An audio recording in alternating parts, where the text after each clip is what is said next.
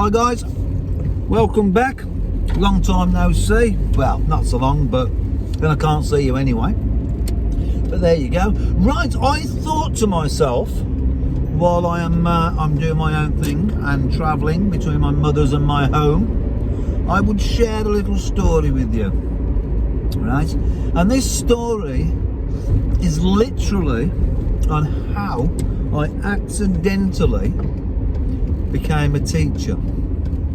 Right, so a little bit of background information.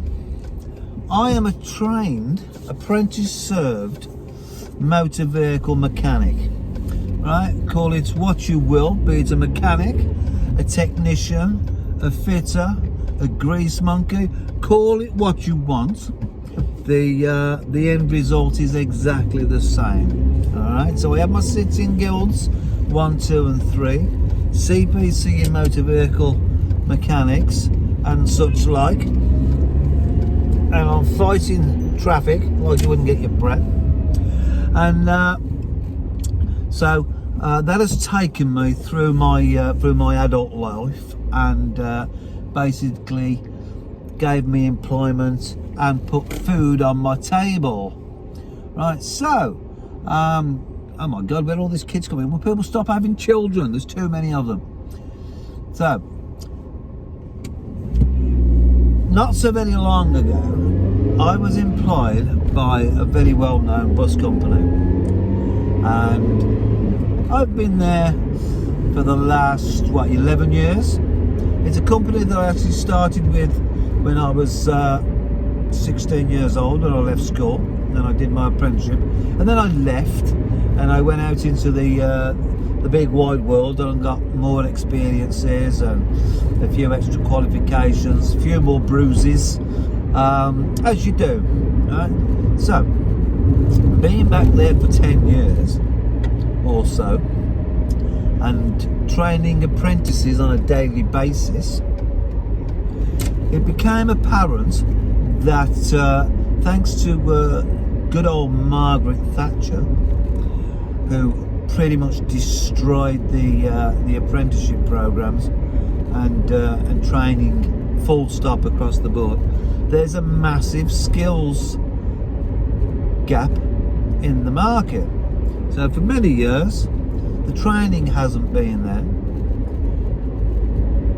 Yes, we have a good migration system. In fact, it's that good that everybody wants to come. But unfortunately, the skills are not necessarily coming with them. And for our own people, all right, for the good old British people, they also are missing out on the ability to train in that field. We will couple that with the age of computers, because yes, when I was young, we had no computers. In fact, I can remember the first calculator. It was a Texas calculator.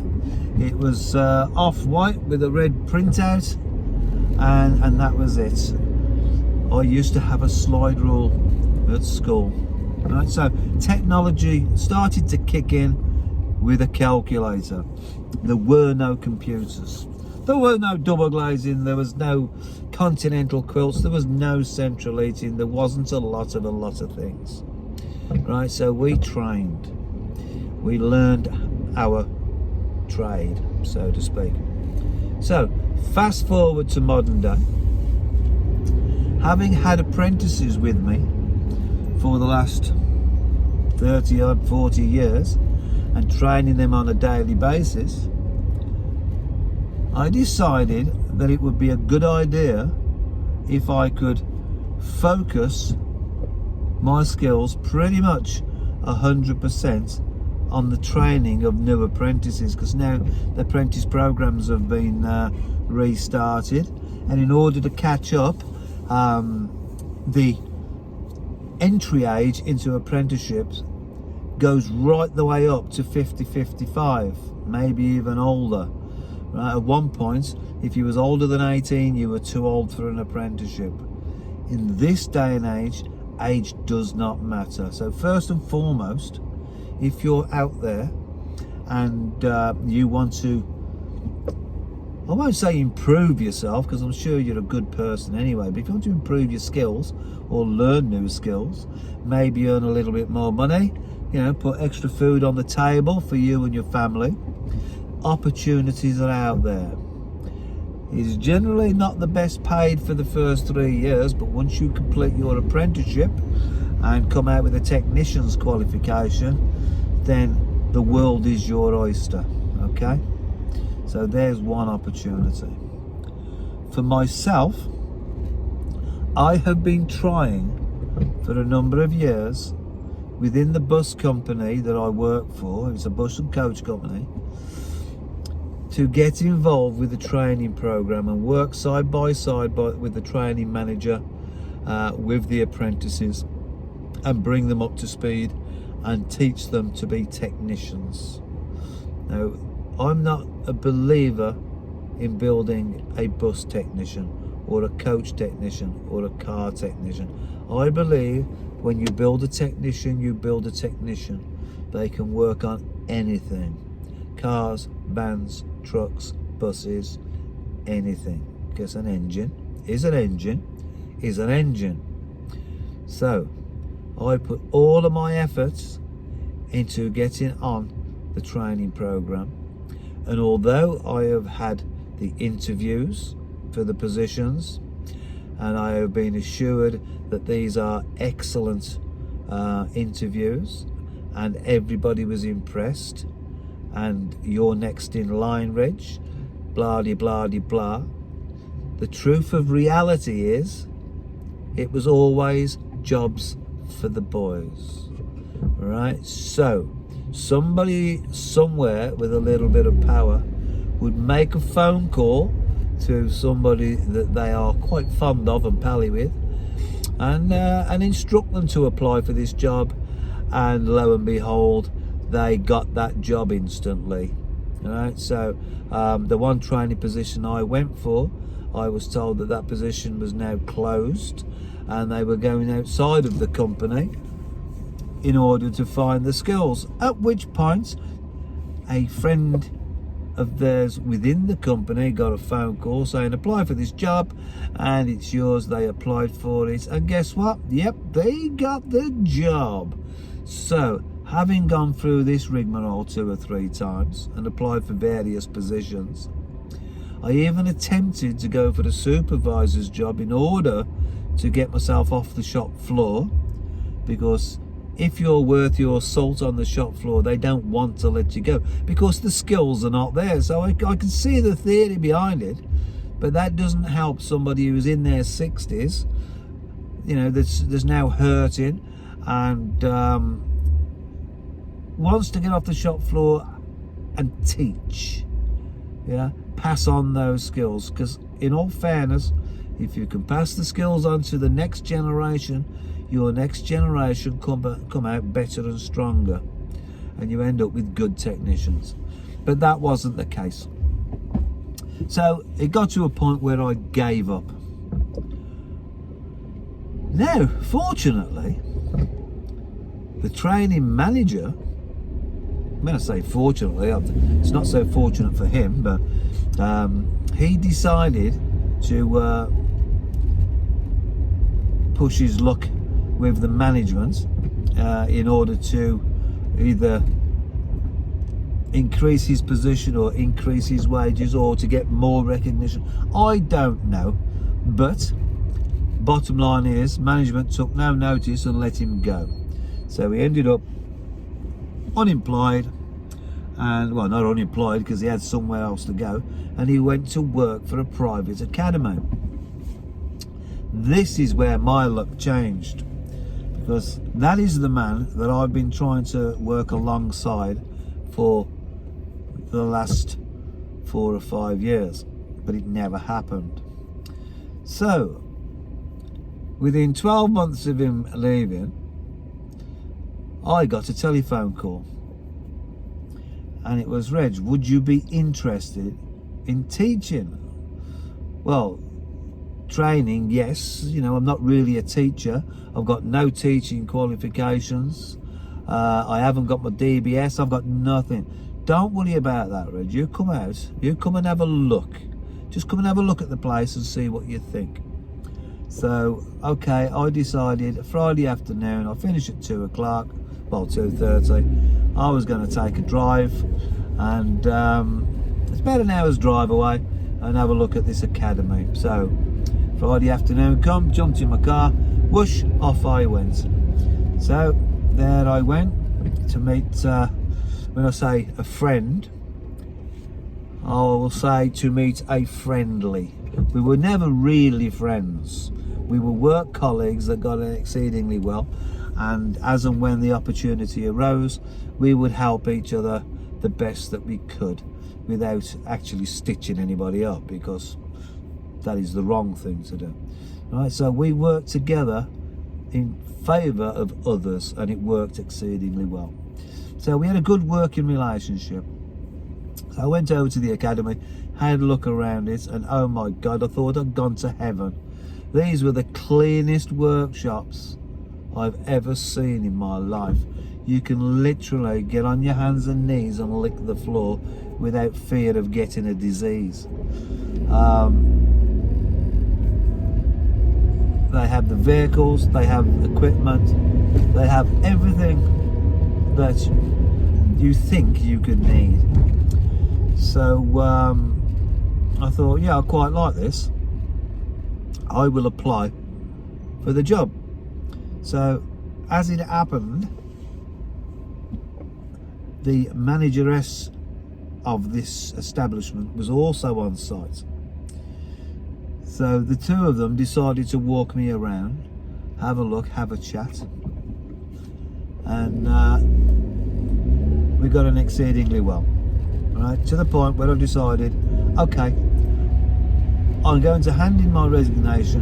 I'm going to apply for this position, and the minute it's accepted, then I will make the move. So I left there. I got my CV prepared, and it had to go online through the channels. So it didn't actually go through these people that I just met. It had to go through other channels, right, which is as legitimate as you can get. So that's to apply properly. No favouritism, no jobs for the boys there, right? And I got offered an interview. So right, let's do it. I went for the interview. I booked the day off for the interview, and when I've arrived, the manageress was there, and she says, well, I'm interviewing you because obviously the other party has a vented interest in myself, so he was not able to interview me. Right, it's okay. Again, we're doing it properly. And she says to me, would it be possible for you to do a micro teach? I've gone, well, yeah, all right then, I can do that. So this is like 15 minutes teaching on any given subject. She says, have you got anything prepared? I've gone, well, no, not really. I says, but it's in my head. She says, really? She says, can you do turbochargers? I says, yes, I can do turbochargers. She says, and you've got nothing prepared? I says, no. You know, it's in my head. It's been there for years. So let's see how we get on. I was taken into a classroom where that manager and an assistant manager, Kevin, he was a technical man, sat down, and I had to do a micro teach. So once I'd done this teach, which, trust me, was not the easiest thing on the planet, because it was out of the blue, it was out of my comfort zone. Classrooms, you know, last time I was in a classroom, it was 1980. Not my favourite place in the world, but hey ho, here we go. So I did it, and at which point we finished off with the conversation, and I says, right, okay, so I'll leave you in peace now, and when you've made your decision, if you could contact me, then I'd appreciate it. They go, no, you stay there. We'll leave the room, and we'll be back shortly. I said, okay.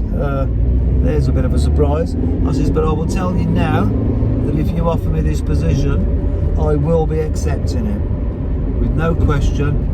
I'm not even going to give myself a chance to think about this. I'm not going to give myself a chance to talk myself out of it. So if it's offered, I will be accepting it. Off they went. 10 minutes later, 10-15 minutes later, they'll come back in and says, okay, Rich, we'd like to offer you the job. I've gone, okay, thank you very much. You already know I'm going to accept it. And they've gone, brilliant, because we haven't spoken about money. And this is when I reminded them, I says, look, at the end of the day, it's all about trust. I says, you trust me, I trust you, everybody gets unhappy. Right, so we all agreed, we all shook hands. I was given a rough start date, and I went home and handed in my resignation with the coach company. All right, so the question is, how in God's name did that happen? I'd been teaching now since April the 3rd, I think it was, and we're now December 20th. So what's that, 6-7 months, best part of 7 months I've been teaching. I've had to learn hands-on. It has been stressful. My learning curve has gone beyond vertical. I'm like sort of leaning back. It's one thing going out there and doing a job, it's another thing when you have to turn it into a lesson. Fair play, they have PowerPoints and paperwork and everything else there for you. You just got to work out how to use it.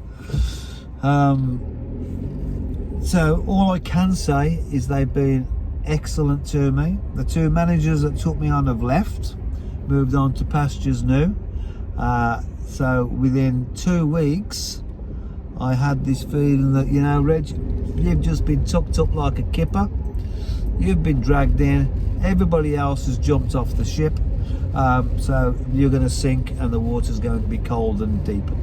But as it happens, you keep going, keep heading forward. And I have a belief that if you can't see the entire journey, as long as you can see your next step, take it. Right? As long as you can move forward one step, you're moving forward. Right?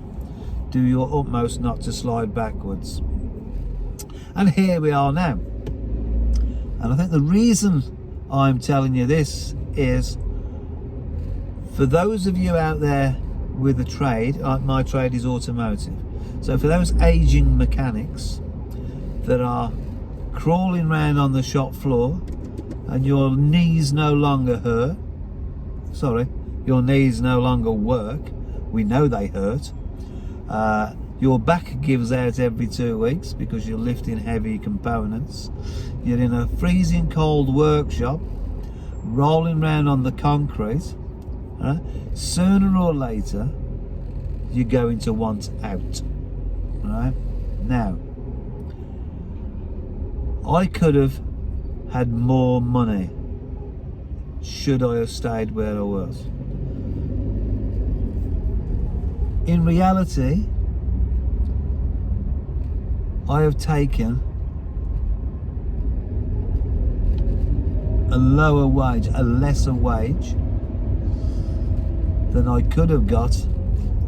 If I'd have signed a technician's contract, I could have probably made an extra 10,000 a year to what I'm on now. No, £10,000 a year is not to be sneezed at. That's a lot of money, right? But I don't hurt. My fingernails are clean. Yeah? Because I'm from the shop floor, I can communicate with the students. We get on exceedingly well. And I tell them, I will befriend you, but I cannot be your friend, because if you play up in this room or in this workshop, I have to sort it out. And if I have to bring thunder and lightning to the classroom, I will. And they totally respect that. They totally agree with me, and I have no issues whatsoever. And for the first time in my working career, I am absolutely loving what I am doing. Right? So if you are out there and you have got your levels 1, 2 and 3, motor vehicle engineering, motor vehicle mechanics, electrics, yeah.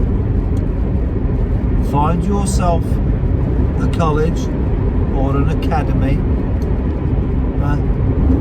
just apply, right? Just go in, knock the door, or just send a CV in, right? Explain that you would like to get from the shop floor to a teaching environment, right? They will help you, right? I have already done ERTEC assessor's course, so I can deliver certain courses, assess it, and give the qualification grade out. In, what is it, 3 weeks time, the 2nd of January, I am on a teacher's course. My very first teaching qualifications, they will start on the 2nd of January. Now let's remember, I'm 64 years of age. Right? Fortunately, I'm an active 64 years of age. Now ask yourself, who changes their career at 64? Well, you've just met him, me. Right? And it was pretty much out of necessity. But it was by invitation. I didn't set out to do it. I didn't go chasing it. This was by invitation. And I'm so happy and grateful for that invitation, because it has led me here, right now. Alright? So, ladies, gentlemen, if you have that qualification and you are of an age where you need to do something but you don't know what to do, think about teaching. Become a technical trainer. Right? If you know what you're doing in your field, pass it on. Let's help the future get brighter for the youngsters, because that's what it's all about. It's all about the students. And death by PowerPoint in the classroom is a horrible way to die. Right? So take your life experiences with you and add it to these PowerPoints. Right? And when they are physically dying in front of you with this PowerPoint beaming out of the wall, bring out your stories, bring out your life, give it to them, put it out in front of them, let them enjoy it, and you will find that they will respect you for it, they will thank you for it,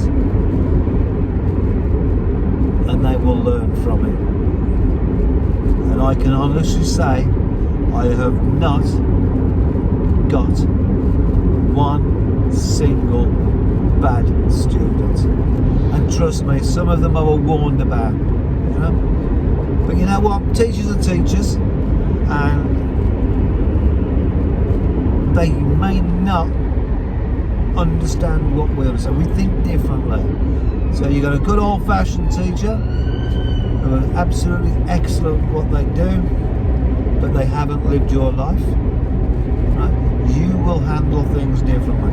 If you've trained apprentices on a daily basis for the last 10, 20 years, you have trained these people 100 times before. Go and teach them, go and help them, go and help further their education. Go and show them what you know, go and tell them what you know.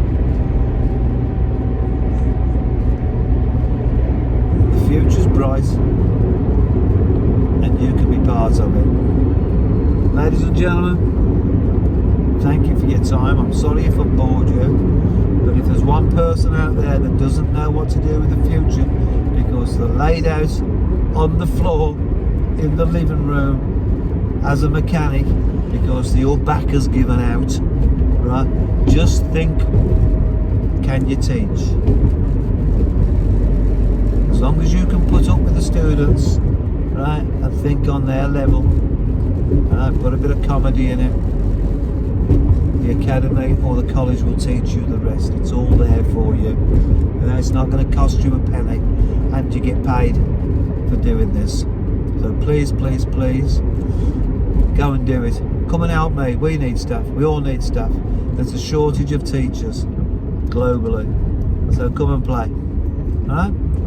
Hopefully I'll see you out there, guys. And just remember, education is a thing, and you've just been educated. Go and be a teacher.